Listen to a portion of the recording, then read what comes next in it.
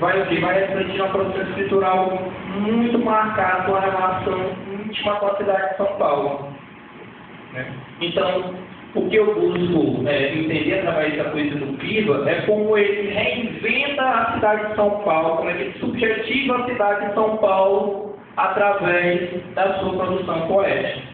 Os seus livros todos dizem respeito a essa forma como ele habita a cidade e deixa que a cidade habite ele interiormente. Ele constrói ou reconstrói uma cidade subjetiva através das palavras.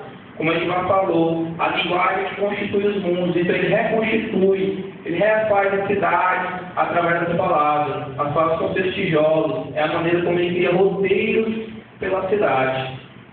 Então, a minha pesquisa ela busca, né, por um lado, entender como é que constitui essa política da amizade, essa espécie da existência entre esses poetas, e por outro, fazer uma leitura histórica dos textos literários do Piva.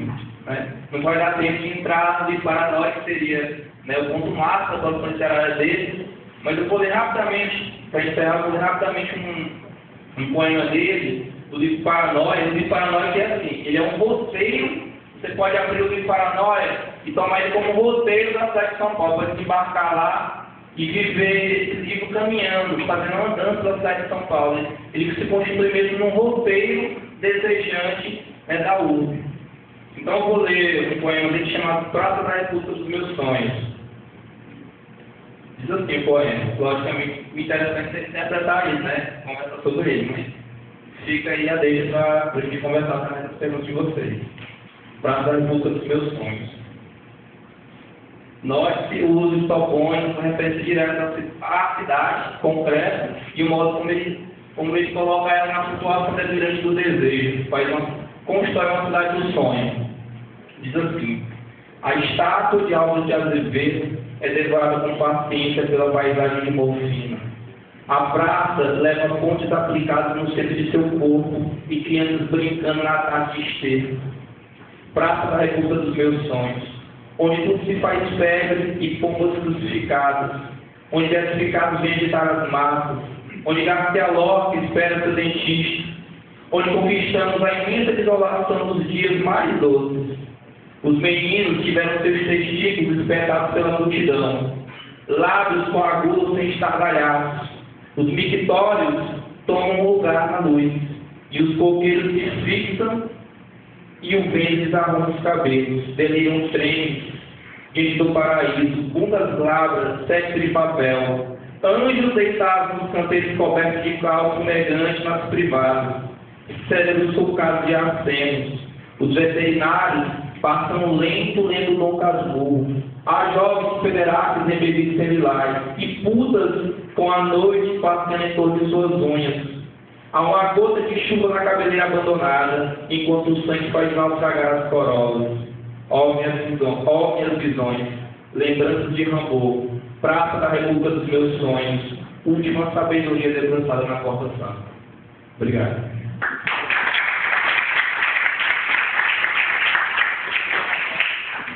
Para não perder tempo, a gente falou exatamente 6 minutos e 42 segundos, vamos passar para o professor Hernani Júnior.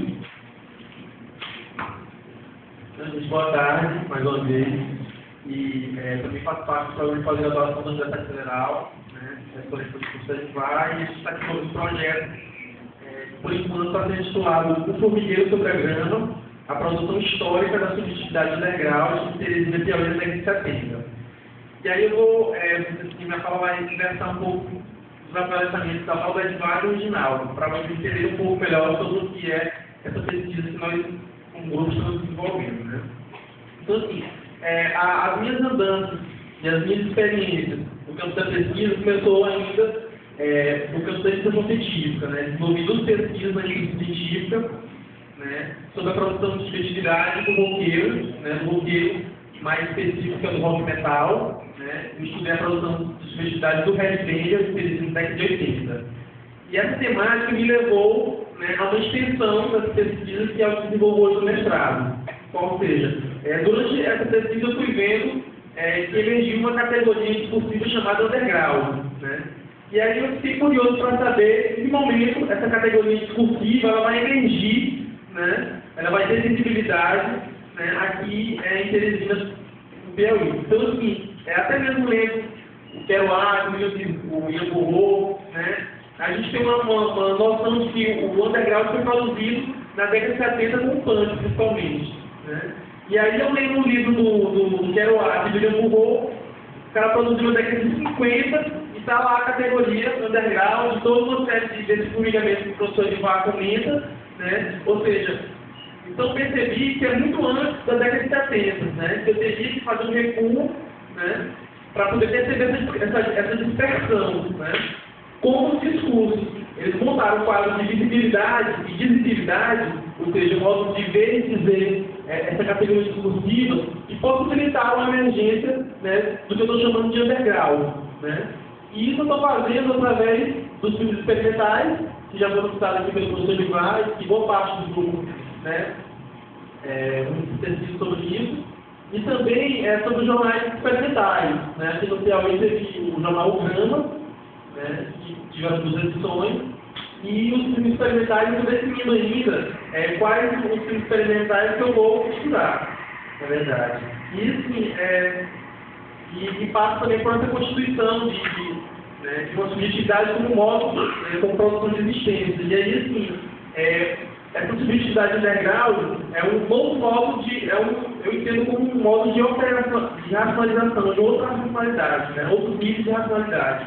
E aí, assim, para fazer uma ponte de relação com essa subjetividade, eu estou entendendo essa subjetividade como uma matéria-prima que produz as coisas através da linguagem. E isso eu posso operacionalizar através de 2 formas. Né? O Félix Guattari, que é um psicanalista, ele fala que a subjetividade não pode ser entendida ou produzida de 2 formas. De uma forma, nós podemos entender essa produção de subjetividade como alienação e opressão, né? Você apenas pega uma criação no campo da arte, ou uma criação em outro campo, e você vive, você, na verdade, não se apropria, você apenas, vamos dizer assim, reproduz aquelas formas, né? E você pode, vamos dizer assim, entender a subjetividade também como criação e extração. E isso vai desencadear um processo que eles chamam de singularização, né? Ou de singularidade. Então, assim, desses conceitos que eu estou tentando perceber essa produção de subjetividade underground. E aí, assim, a subjetividade underground, ela é caracterizada por alguns, vamos dizer assim, ou permeada ou atravessada por alguns confrontos. Por exemplo, o confronto constituído são discursos que dão visibilidade e visibilidade a essa categoria que eu estou chamando de underground. Ela utiliza a arte, né, elementos da arte como um dispositivo para produzir uma outra estética, uma outra forma de racionalização, de produzir outras realidades. E, assim, eu vou acabar encerrando para dar a prioridade para a fala dos professores.